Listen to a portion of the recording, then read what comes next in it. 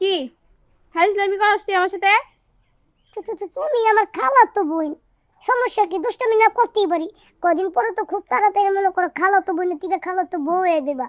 এই দুষ্টামি করে তুমি খারাপ কিছু না তো। এই তুই কি পাগল নাকি? আমার মায়ের তো খাওয়া দেয় কোনো কাম নাই যে তোর সাথে আমার বিয়া দিব। সর তো এখান থেকে। এই বান্দর ছাড়া ছাড় আমারে। কত বড় সাহস ও আমার হাত ধরে। আমি বান্ধর হলে তুমি বান্ধন নি, সমস্যা কি? তুমি আর আমি তো এক জুটি, তাই না? শোনো, অত কথা বাদ।